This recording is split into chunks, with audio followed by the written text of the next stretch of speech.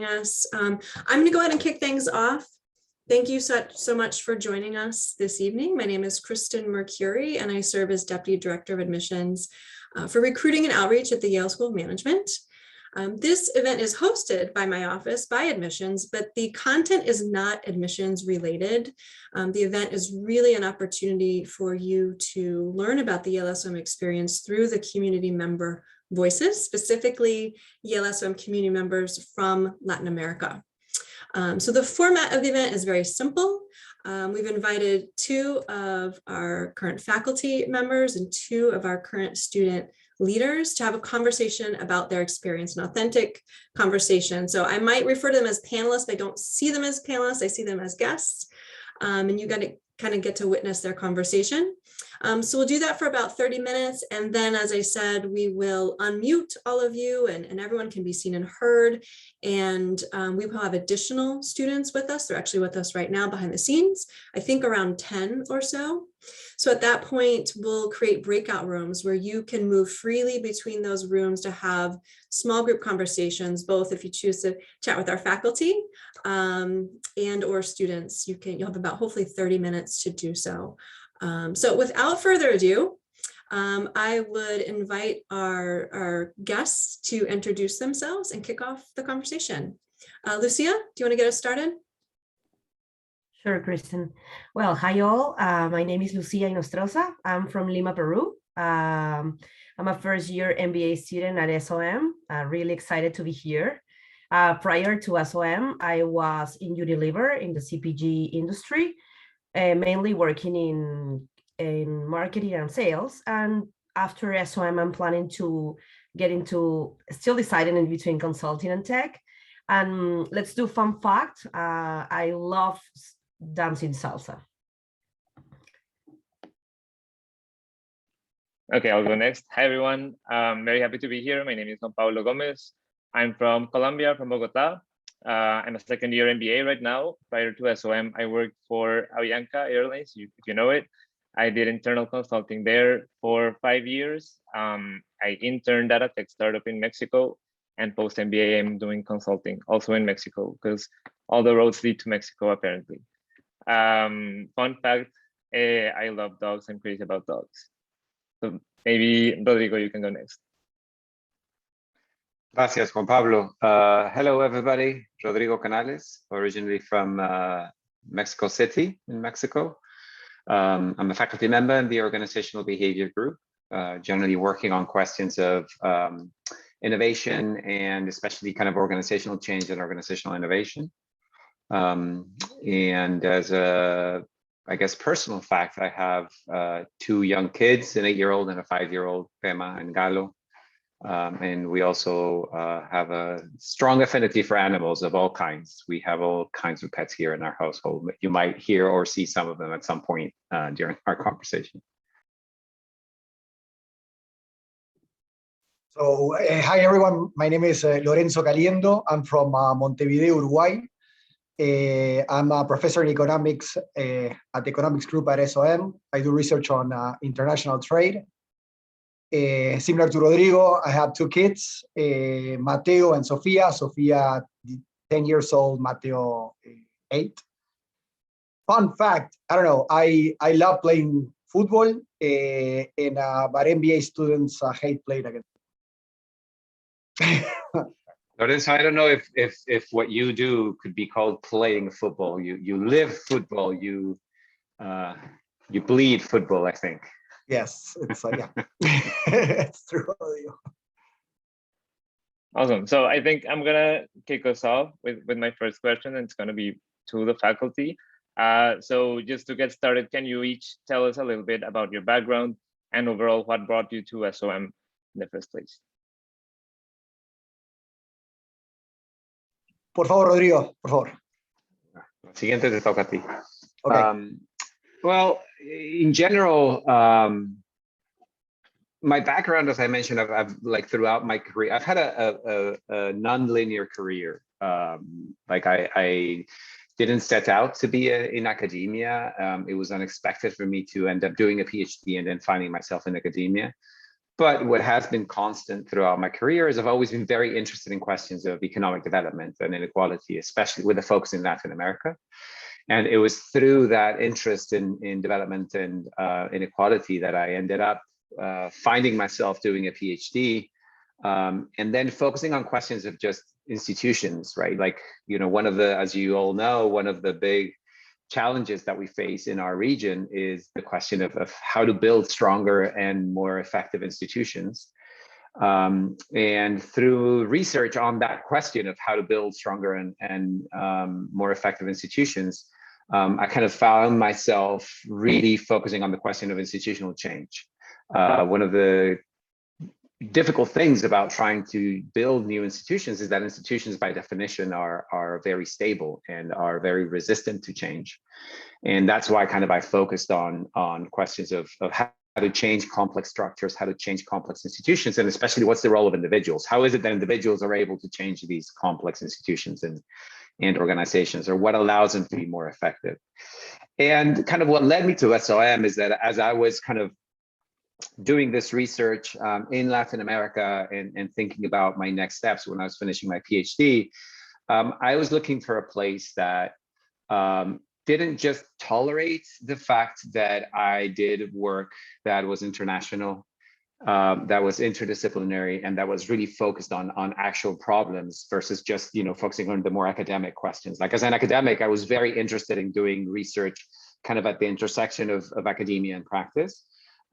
In international settings, especially Latin America, and with an interdisciplinary focus. And there are many institutions where an identity like mine would be kind of tolerated. I mean, people will be like, okay, I guess, I guess we'll allow you to work on these things.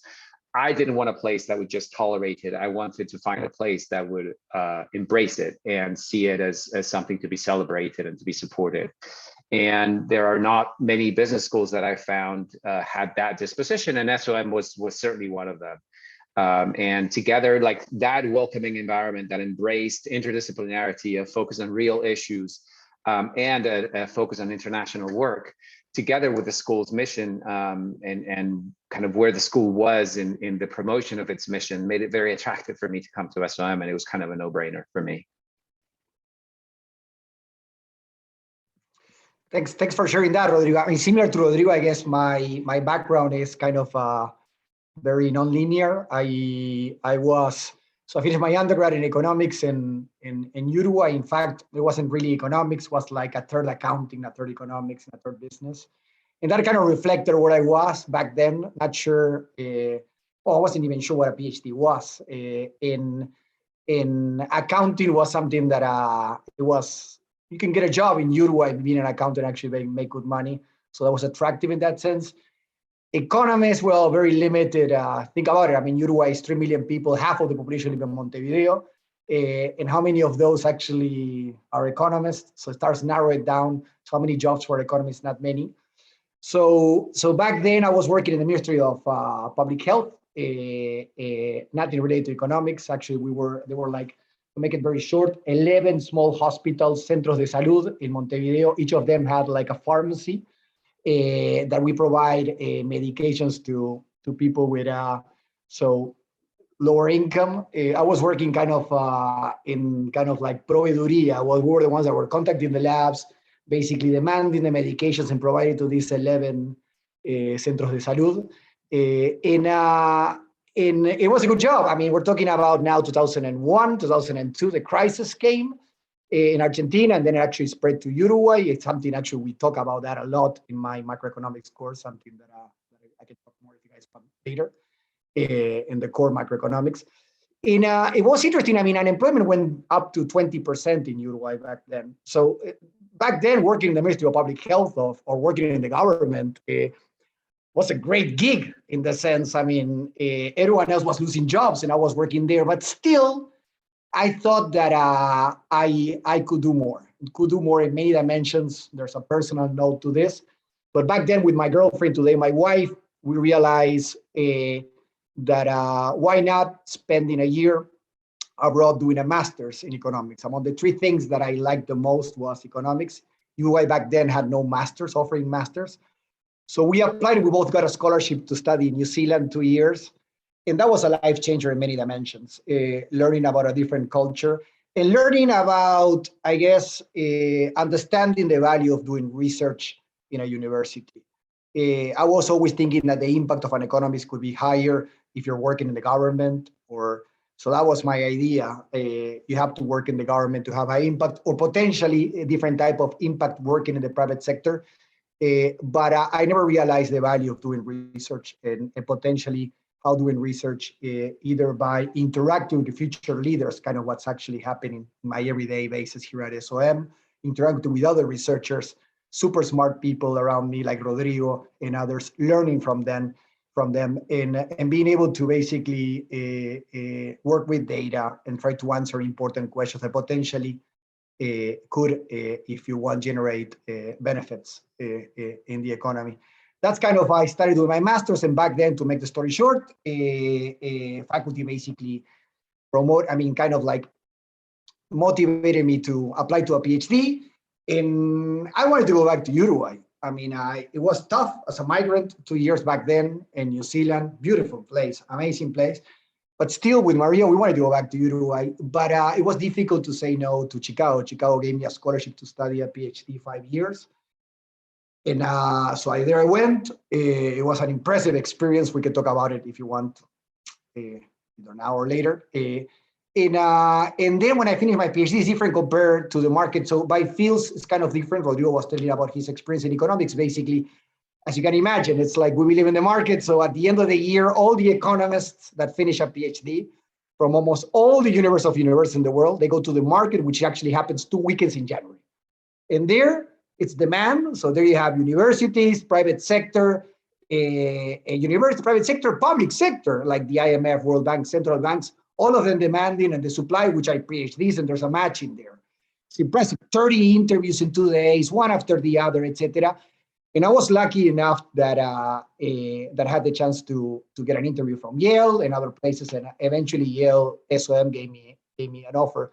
And to make it short, in my field of study, which is international trade, Yale is among the top places in terms of researchers. And I'm talking about the economics department, I'm talking about SOM, and I'm talking about Jackson Institute now.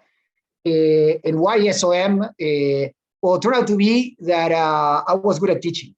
I knew that kind of by chance when I was at Chicago. I had no idea. I was a TA to a couple of faculty in business school, and yeah, so it was kind of natural choice to come to SOM. Turned out to be that I learned much more about SOM when I was here than before, and it's an impressive place, especially going back to something that we should talk, which is the mission. And the mission quite resonates a lot to my research and to my background, and to the research I want to do in the future. So it's kind of short how I got here. Sorry, Juan Pablo or Lucia, the room is yours. Thank you. Thank you both. I think Lucia has a question. Yeah, I'm sorry, some technical issues. Can you hear me now? Yeah. Yeah? Perfect. Yeah, we can hear you. Sorry. Lorenzo, actually, I was gonna ask you the same question, like just to make it very clear. The mission of the school is to educate leaders for business and society. And my question actually is like, how does your work align with or reflect the mission for you, Lorenzo, and Rodrigo too? Yeah, so let me start, Rodrigo, and then you go. I guess, I mean, it's clear that economics, right, by itself, it's a set of like tools and conceptual frameworks that what it tries to do in a way is to guide, I'm gonna say, students, future leaders, right, to understand more definitely about how business and society actually work and interact. It's very clear that economics per se is an important field to think about this mission about business and society and getting leaders. In particular, economics, what it does is brings a particular type of tools and ways to look at the world that truly connects about the government, and agents in society are several agents. We're talking about the government, we're talking about the private sector, we're talking about households, for example. In these agents, right, generate, I mean, in some sense, their actions can generate externalities, right? Things that we can actually not price.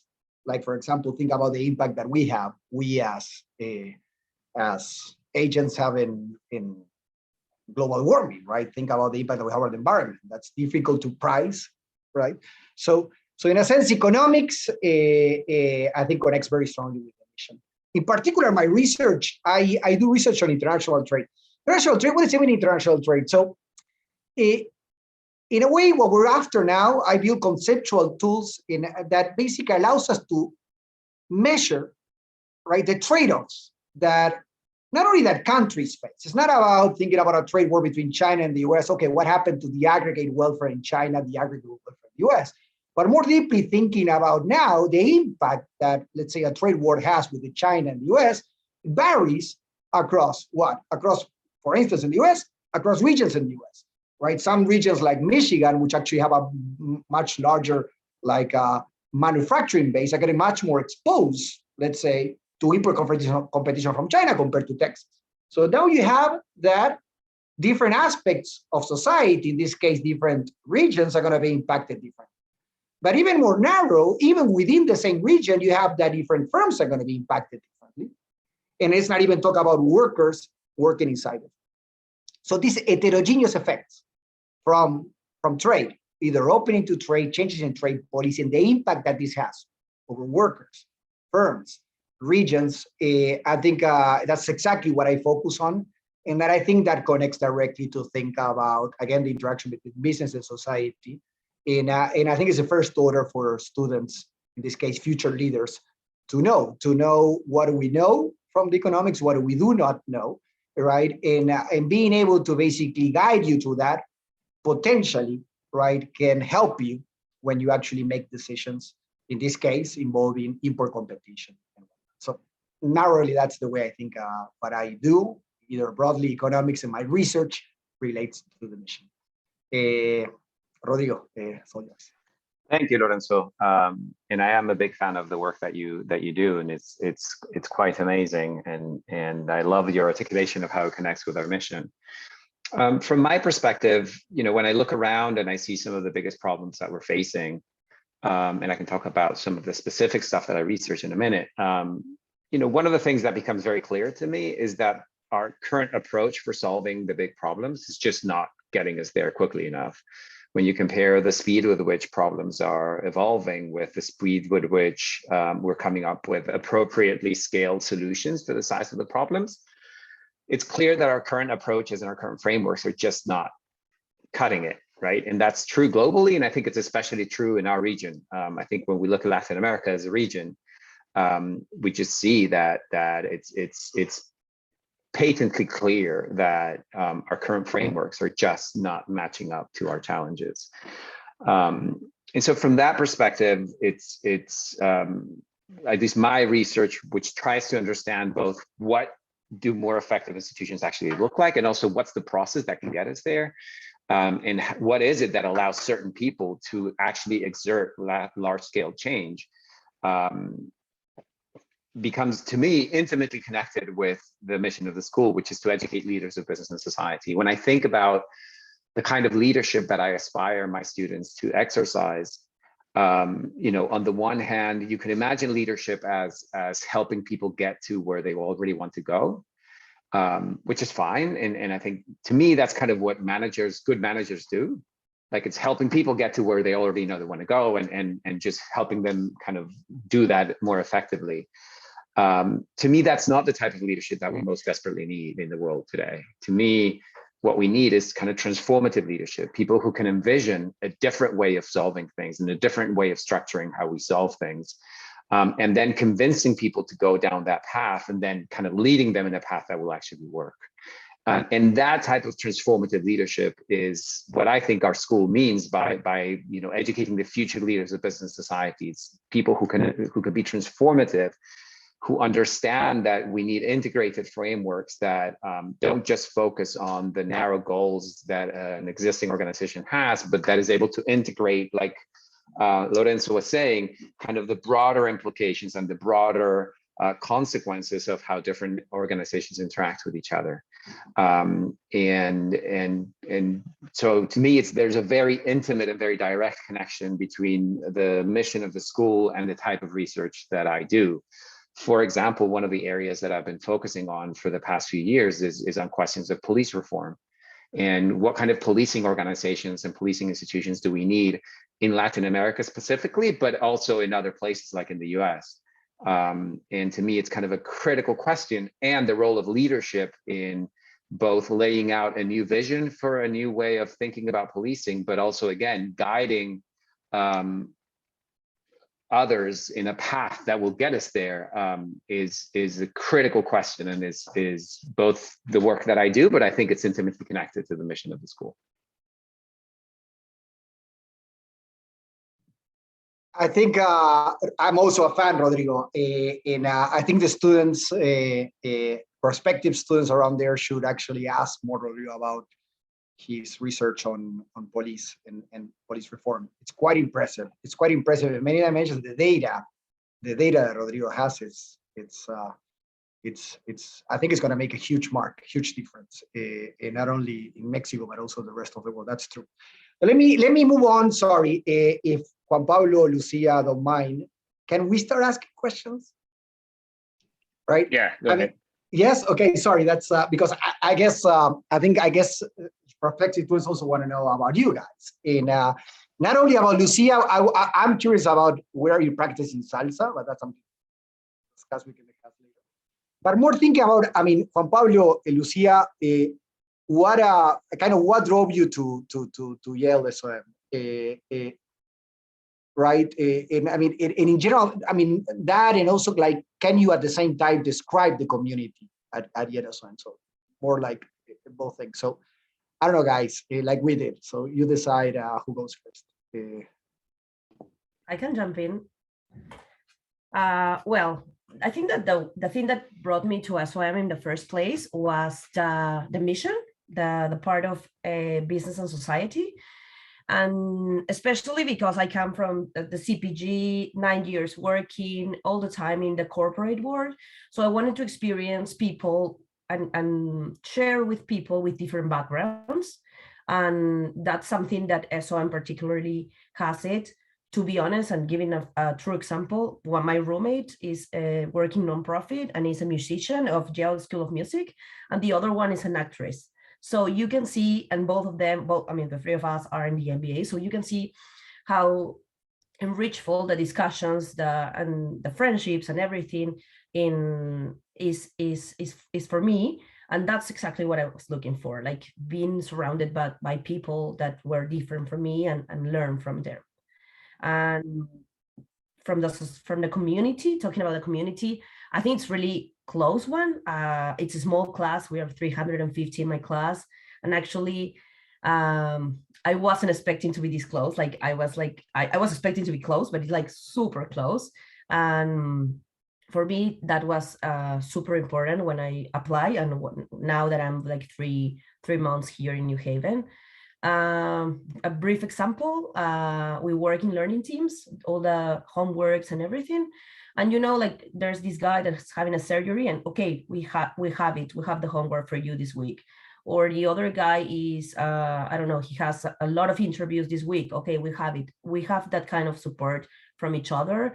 And I think that's something that is really valuable in every community. Great. I think my biggest reason was very similar to Lucia's, the last part you touched about the culture. Because when I was picking among like my choices for the MBA, I realized that what was most important for me was to be in a place where I would be happy the 2 years that I was going to spend there, because all top programs will likely lead you to the right places if you want. But I wanted a place where I would be happy and with people that are like-minded.